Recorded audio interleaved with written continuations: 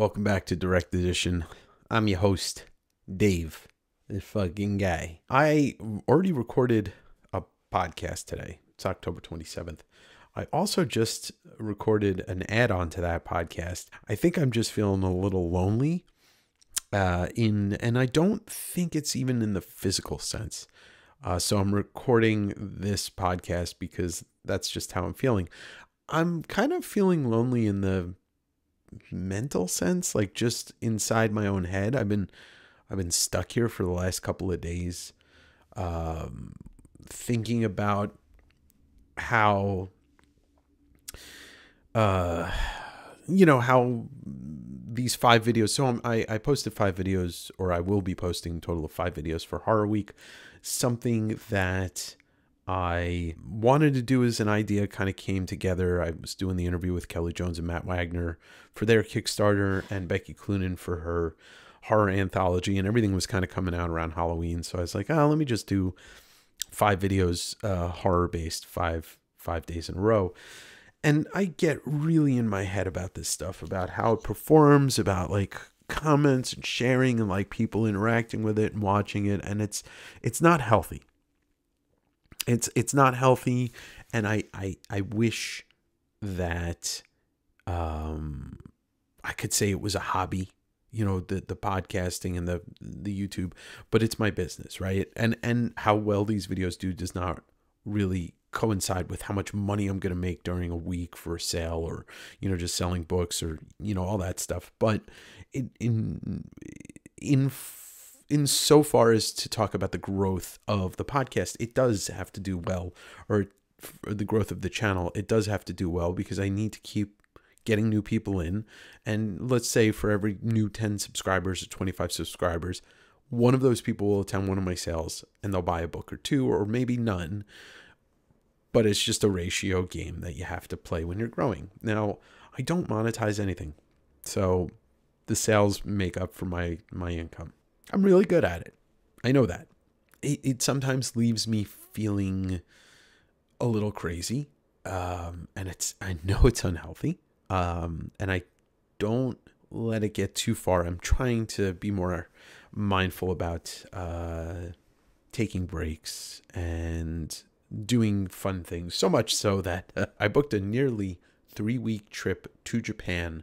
In 4 weeks I'm going, so I'm really excited for that, and I'm gonna be working my ass off all the way up into that.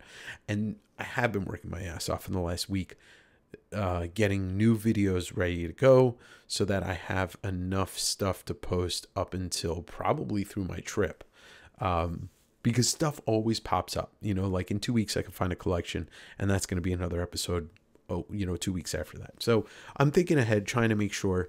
I will be recording this podcast while I'm in Japan, but I will not be posting any podcast. When I go to Japan, that's the end of season 2. Season 3 will begin with the stuff I record in Japan, and then after Japan. And I think it's going to be a hell of an experience. I've never been. Hold on one sec here.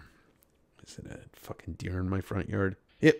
2 deer, nope, 3 deer, baby deer in my front yard. And I just got a notification of that. So thank you, Wildlife of Tacoma, Washington. So I've never been outside the country that way. I've only been to Europe and Canada and Mexico and, the Caymans. I've been to, the Bahamas and stuff like that. But I've never been out far east. So I'm really excited for that. It's going to be a life-changing experience. I expect it to be blowing my mind on a daily basis. I already started. I'm going to be staying in Koenji, which is where Sean, Japan Book Hunter, is. That's where his office is.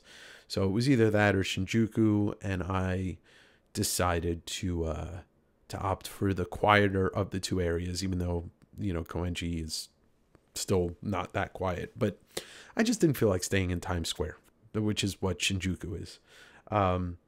But I've already started to kind of plot out some coffee spots I'm going to go check out in Koenji, and definitely looking for recommendations for coffee, for food, for hunting books and stuff. I think I got that covered with Sean. But any suggestions, if you feel like you want, if you've been there and, you think I'll enjoy a place, I'll be checking out the typical nerdy tourist things and checking out art shows. I'm going to maybe try and get a ticket to see Tom York, who's in Japan. That would be pretty fucking dope. See him play a solo show. But it's going to be great.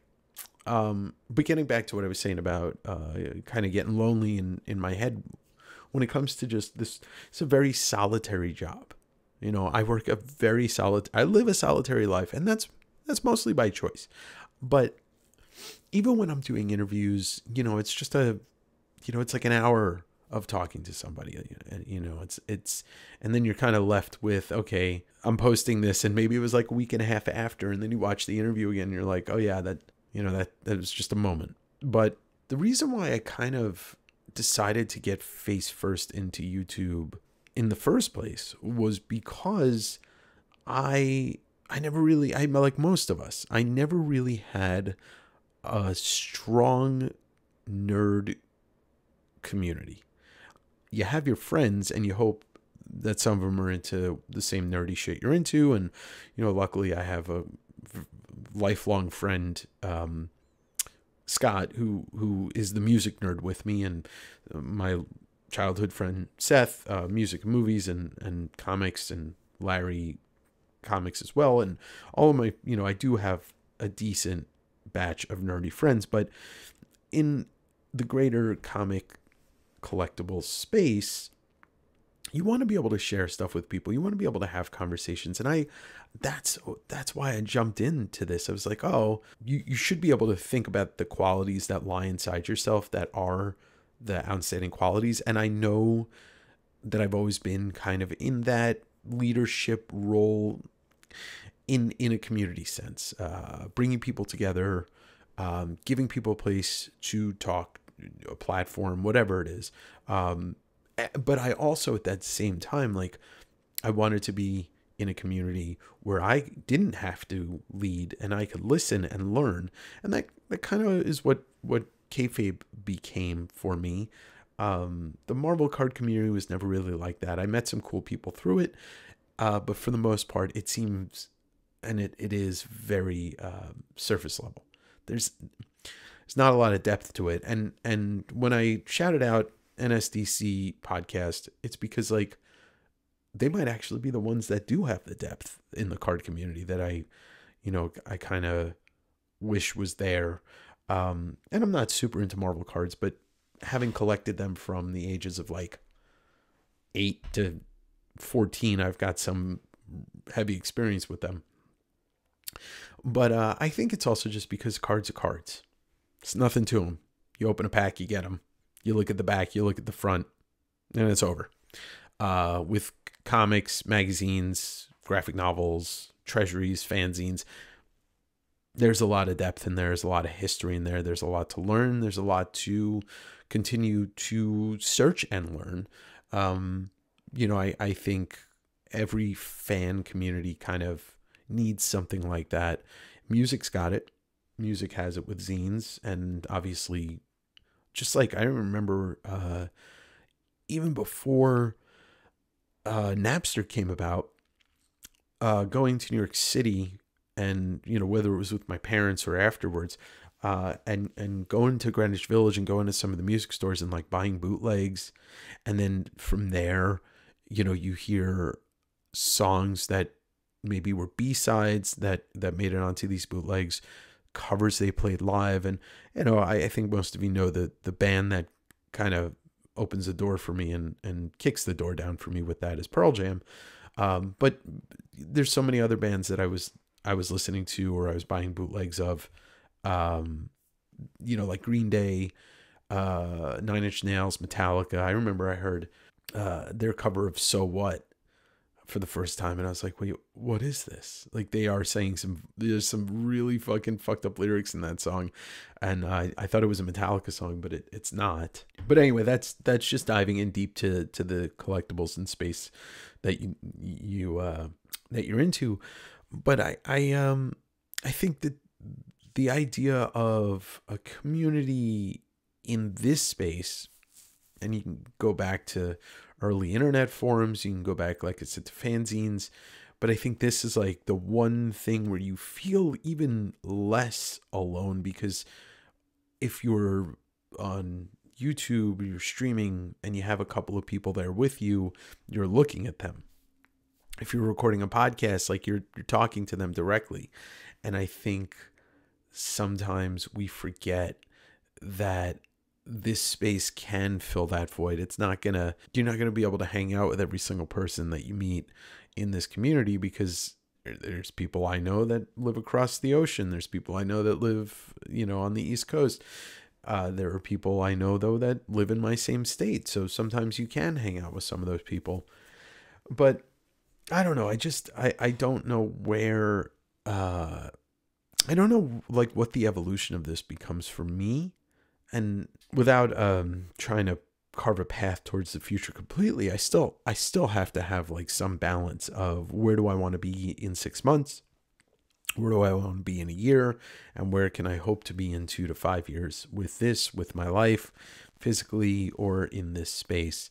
There are some really good ideas that I've had that I'd love to execute, but they are things that I definitely cannot do by myself.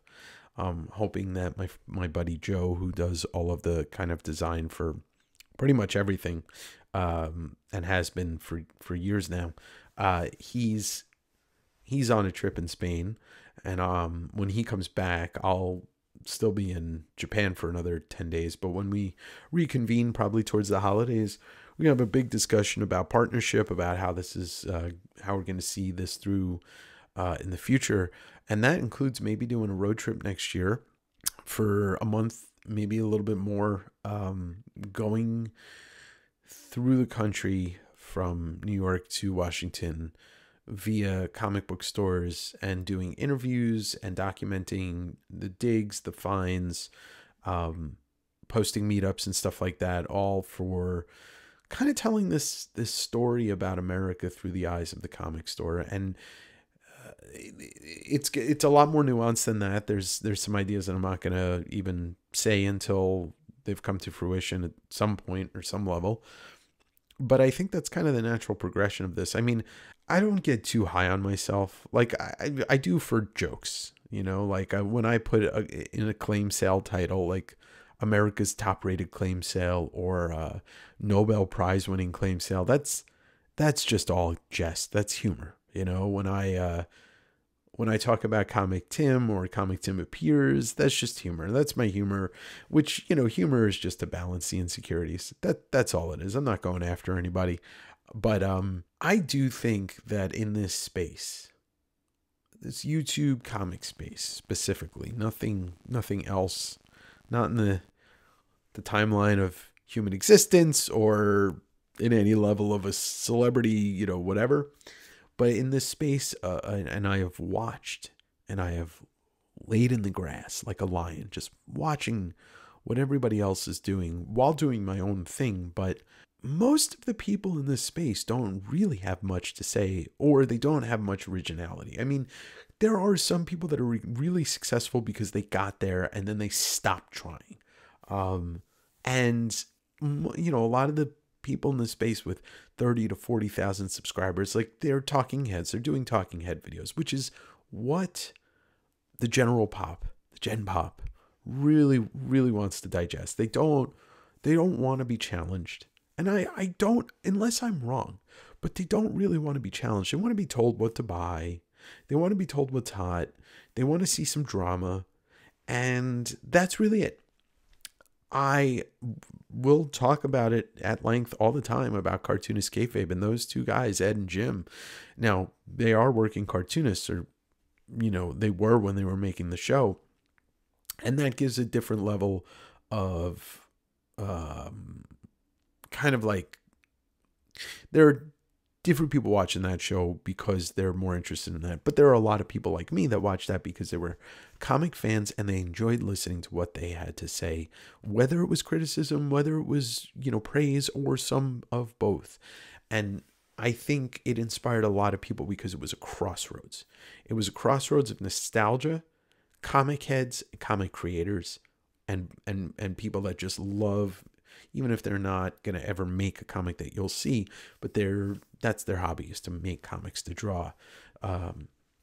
And I fell into a little bit of that. I'm never going to be a comic creator. I've never actually had any interest in creating a comic. I was, if a guy like, like, I don't know, like Bill Boy Shell or Shelton Drum, or I think Drum might have done some comics, but some of these guys that own comic stores, that started comic conventions, that did zines, that were fandom and historians. That's where I fall into. But, I also have the humorous side, and I also have the kind of, hunting, selling side, and kind of getting to know people more via interviews or buying collections. Like, I'm more interested in the human interest side of it, and the historical side, and the preservation of it all in going forward. So anyway, I watch, and there are a lot of people out there that loved kayfabe that are like fueling it to further their creativity and creating comics. And they'll, like, some of these people they're never going to actually put out that comic because, like, they lack that next step of just doing it, like putting it out there and not giving a shit what anybody thinks. And that's where I come in. Like, that's where I started with this, is like, I didn't know anybody. I had like 2 or 3 friends that were in the Instagram comic space, and I just fucking did it. Like, kayfabe just inspired me to do it, and I just did it. And here we are. I'm, approaching 5,000 subscribers on YouTube and close to about 300 subscribers or so on the podcast. And I just did it. Like, fuck it. I'm too old to, I like, in my 40s, I'm too old to just be like, I can't, I don't know what people are going to think. Like, yeah, that does affect me, but at the same time, like, it's not going to stop me. It's not. What I want to do is just tell this story, because I harp on the fact that, like, this country is slowly becoming like one store. It's becoming Amazon. All right, 3 stores: Amazon, Target, and Walmart. Everything else is just nothing. It's just like whatever. The retail landscape has changed so much. So if I can tell a story by driving cross country, visiting stores in general, but then interviewing store owners that have been in business for 3 decades or more, I think there's going to be some really interesting things to uncover, and some stories, and just a lot of history. Because if you love comics, even just slightly, like, this should be interesting to you. Like, the history of the comic book store, and like keeping stores alive and digging through them, like, that should be interesting to you. Like, and I don't mean to alienate people, but if the actual comic, the stories, the people involved, the people that sell it, if that doesn't interest you and you're just interested in having a trophy, then fucking listen to some other podcast. I don't know what to tell you. Like, I don't have respect for it. I don't. I want to keep people interested in the art of the comic from top to bottom, because that's what I'm interested in. And look, there are a lot of things in the surface level that I love, and there are things that I loved on the surface level, and then I read them and I loved them even more. It has rarely ever been the case where I like talk about something that's iconic, like Dark Knight Returns, right? I would never have fallen in love with that book if I didn't open it. Just like the cover for #1's great. It's awesome, but there's so much more than just the cover of that book. And I think literacy is a huge part of it. We talk about this country, about how that people are reading less, people are discovering less. The entertainment industry is setting us up to be able to consume less and explore less by giving us too much, and there's no way to go any deeper anymore. It's so weird. I think all of us that are in our 30s to 50s, let's say that, all of us who are in our 30s to 50s probably took for granted extras on DVDs and all the behind the scenes stuff, and the interviews and the vignettes and the, even the promotional materials, or be able to kind of, with a press of a button, scroll through different production art. And now it doesn't exist. And so I'm starting to see, and I peruse TikTok every once in a while. To be honest with you, like, whenever I go on, I know it's going to be a 30-minute wormhole, because the algorithm is super tailored to what you stop and look at. So if I stop and look at cat videos, it's going to show me more cat videos. I fucking love that. But but every once in a while it'll throw me like a reel or a talkie, and same thing with reels, and same thing with YouTube shorts, of like a behind the scenes thing from a movie that I clearly like because it's showing me stuff from within my algorithm. And I'm like, oh my God, that's how people are going to discover that DVD extras were a thing. I'm watching something that I own or used to own and watch. Like every once in a while it'll show me something from Lord of the Rings, the extras on Lord of the Rings. And I have watched everything twice, like the extras twice, which is, I think, something like 26 hours of extras. I mean, fuck, I've seen all of those movies, extended editions, probably at minimum 6 to 10 times each. The extended editions. So, I've wasted a significant portion of my life, and I'm using waste as just a term, not an actual definition. I have spent probably 100 hours of my life watching Lord of the Rings stuff, and that's just the original trilogy, Peter Jackson. So what I'm trying to say, I'll reel it back into extras on DVDs. We in the late 90s to, maybe like 2016, let's just say that. So, 20 years or so, we were so fucking fortunate to have so much information readily available for us. And for us to deep dive into. I mean, deep dive was not a term that came about until we had more information out there. Really, like, it wasn't a widely used term, I should say. You could, like, for instance, most people probably don't know this. If you own Sin City on DVD or the extended edition, the whatever it's called, like the recut, or Blu-ray, you actually have access to a director's commentary with Robert Rodriguez and Frank Miller. Frank Miller, who created Sin City. It's amazing. It's amazing. I think there's also one with Tarantino also. I think. So, it's funny. I remember buying Force Awakens on the Blu-ray box set because it was the only way to get the J.J. Abrams commentary. And he starts off the commentary by saying, like, I don't really do commentaries or like doing commentaries. It was interesting. It was interesting to hear him talk about it. Another one that I absolutely love, Tropic Thunder. It's one of my favorite movies of all time. But in the movie, Robert Downey Jr.'s character, Lincoln Osiris, played by a dude playing a dude disguised as another dude, he's like, I don't break character until the DVD commentary is done. And sure enough, when you listen to that DVD commentary, he's in character the entire time until the end. Like, they used to, I mean, the movie making machine has changed so much, and I've talked about it in these last couple episodes, but the creativeness that came about when DVDs, the rise of DVDs came, we were living in a golden age of great movie add-ons, extras, whatever you want to call it. We were so fortunate, and now it's just all going away.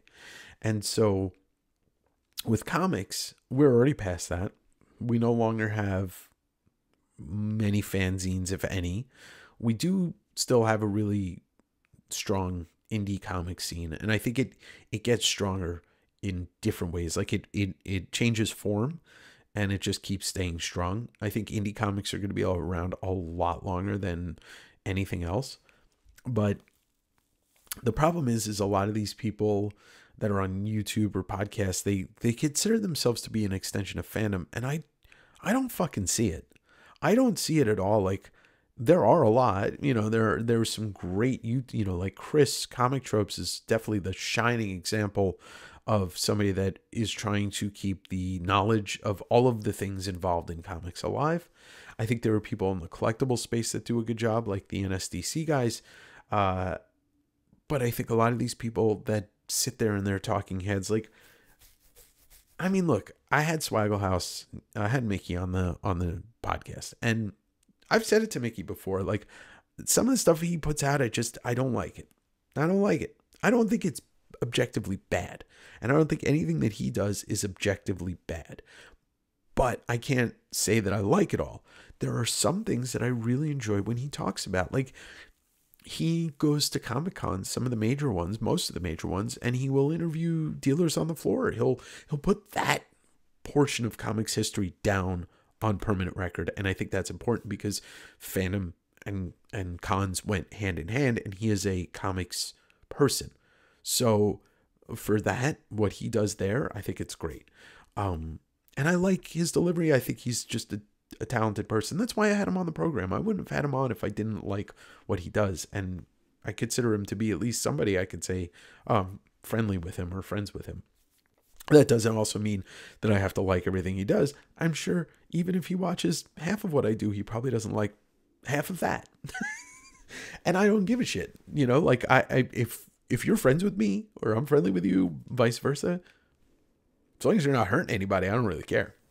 But there are a lot of people like that just sit on there and they gab and they talk and they don't say anything and they don't put anything good out there.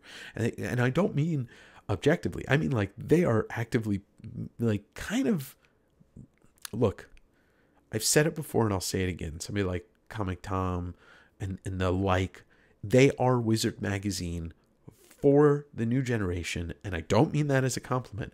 I mean, they are hyping shit. They are suggesting people spend money on certain things that they know in their heart of hearts are not going to be worth money. And it sure is not going to be worth what these people are paying for on platforms like Whatnot. And that's the part I disagree with. The hype machine. We got past that. It killed the fucking comic industry. It murdered the comic industry in the mid to late 90s. And from the ashes of that is when we got the Marvel and DC putting their fucking balls on the table and actually putting out great comics. The rebirth of Marvel, which starts in the Marvel Knights era, birthed, books from Mark Miller, from Bendis, from Garth Ennis, from Warren Ellis, from like all of these great, and DC was doing some weird stuff too. And I'm not really excited to have the comics shit the bed again, because I don't know if this wave of circus sideshow bullshit is going to kill it. I think it might kill it for good. I do not think the rebirth is going to be as spectacular as it was in the early 2000s, because then the byproduct of that too was Image Comics coming back and fucking blowing everything out of the water. Kirkman, Walking Dead, and Invincible, Black Science, Rick Remender, Saga, Brian K. Vaughan. Then also DC with Vertigo. I'm sorry, I forgot to talk about Why the Last Man by Brian K. Vaughan. Like Ex Machina, another fucking great one. The cycle can only continue so long before it's like, no, we don't the money or the fans aren't there to witness us taking chances again after the comics industry shits the bed. And I think there needs to be levels of responsibility.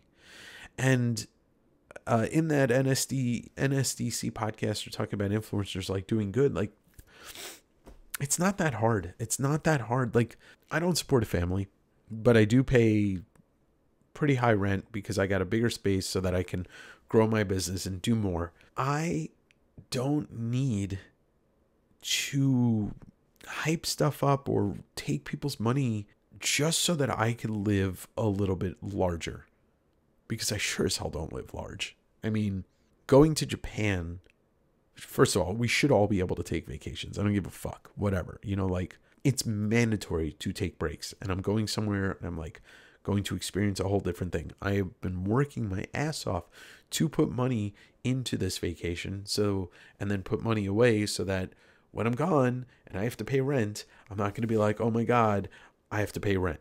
It's going to be like, I just paid all my bills and I'm on vacation. That kind of thing. But I get protective, but I get concerned. I get concerned because I don't think that people realize how this works. I don't think people who are in the comic or collectible space, whether it's cards, whether it's comics, whether it's both, know exactly how the downfall began. And it's not all due to Wizard, but it's due to the behavior that is perpetuated when companies see, or people, companies, people/people see this one thing, this one little piece of thing that is getting people to come in and buy comics. And what they do is they exploit the shit out of it. And that's what it's happening right now. The most recent example is what's been going on and whatnot with these foil variant reprint packs. It's like an idea of cards, but they're comics, and you open it and you get different foil. And it was like watching, and I bought one of those foils for my buddy Maddie because I wanted to just support his show, and I thought it would just be fun to buy one because it's probably going to get given away at some point. Whatever the fuck. It was fun. I know exactly what I was doing. But I watch people spend hundreds of dollars on these blind pack assortments of comics that were fabricated, made by a company that is making double the money off of them. It's some type, I don't know if it's I don't know what you call it in business, but it's like, here, we're the selling platform. We're going to give you those to sell. You're going to, or maybe, I don't know, maybe they sold, I don't know. I don't know if they were given for free or you get to buy them as the seller at a cheaper price to put on your whatnot. So let's just say it's that. Okay, we're going to sell you these packs. You're going to in turn have to sell them on our platform, and we're going to make money off of it. I mean, and we're going to short print them, and we're going to hype them, and we're going to promote them, and people are going to go crazy for them. It's the same fucking thing as breaking a Batman's back or killing Superman or whatever. Pick your poison of the 90s. It's the same thing. It's the same behavior. And if we're not careful, and I've been fucking saying this for years now, a year and a half, 2 years, it's going to kill the comic industry again. Just like, you know, this year, Records posted the lowest sales in, I think it's a decade or a decade and a half. Over the last 2 years, every major release has gotten fucking 10, 15 colorways, the Hot Topic exclusive, the merch store exclusive, the Spotify exclusive, the record store exclusive, the indie record store day exclusive. It's the same behavior. Milk the people, you know, work the people into wanting the thing, and then slowly turn it around and exploit the fuck out of them by preying on FOMO, preying on addictive behavior, preying on the fact that this world is a shit show and people just want their hobbies to dive into so they can forget about genocides and, you know, racist, misogynist presidential candidates and, you know, hurricanes and global warming being ignored and all of these shitty things that are happening. We just want to escape them by diving into our hobbies, and you're exploiting our fucking hobbies, and you're exploiting the things that we love. And then you get these people who go on YouTube, or they go on the podcast, or they go on their Instagrams, and they're like, oh, you gotta get this. If the bigger companies are the drug manufacturers, then these are the cartel owners, and they're just selling the fucking drugs. And look, I know I sell comics, and I know I sell other stuff sometimes, cards, whatever. But what I don't do is try to exploit people. I viciously try not to. I viciously tell people, like, here, you can buy this. It's hot for this reason, and everybody's selling it for $50. Here, I'll just charge $35 for it. So at least I'll make money. You'll get a good deal, and you won't feel dirty when this thing drops down to $35, and you're like, well, that's what I paid for it. I mean, it's not that hard. It really isn't that hard to actively and look, I understand, you know, companies are going to exploit people. But I'm talking about the sellers. I'm talking about the people, the mouthpieces, and the sellers, people like me who do both, or the people that do one or the other. You are not a corporation. I don't give a fuck if you think you are. You're not. So you're like, unless you have 16 kids, you don't have to exploit people just to make 10, 15 extra bucks. You don't. And there are a lot of people in these spaces that have become the spokesperson for that industry, whether it's cards or whether it's comics. Like, fuck you. I don't know what else to say. Like, that's what you want to do? Like, you want to be beholden to a corporation? You want to be their little bitch? It's not bad enough that that we're all the fucking little bastards of the American government or whatever country we live in. It's not bad enough that we get exploited. You're going to let yourself be the exploitation device of that company. Whether it's the grading company, whether it's the card company, or whether it's the comic company, you're going to say, yes, I need to be validated by letting you exploit me, and I'll be the mouthpiece. I'll be the mouth of Sauron. Anyway, this turned into a fucking angry rant real quick. So I think I'm just going to cut and run. I think I'm going to say, look, try to be a better person. If you're a community figurehead, treat your people with respect. How about that? Don't tell them what to buy. No. Don't try and convince them to buy stuff. Tell them what you're interested in. And if you're truly interested in it, people will glean that off of you. I never talk about things that I'm not interested in because you would know that I'm not interested in them. And I think that's the best way to live. But look, I'm just one fucking guy, schmuck with a mic, a guy with a chrome dome, and a beautiful beard. And that's it. That's all I got for this episode of Direct Edition. I don't even know what just happened, but I'm going to let it roll. You know what? I'll make this really brief before we get going. Just spread the word of this podcast if you really, truly enjoy it. Give it a review, drop a comment, share it on your social media. I'm not going to do a giveaway for it, but I would like to get some guests on here. Probably not with this attitude. Anyway, have a great day.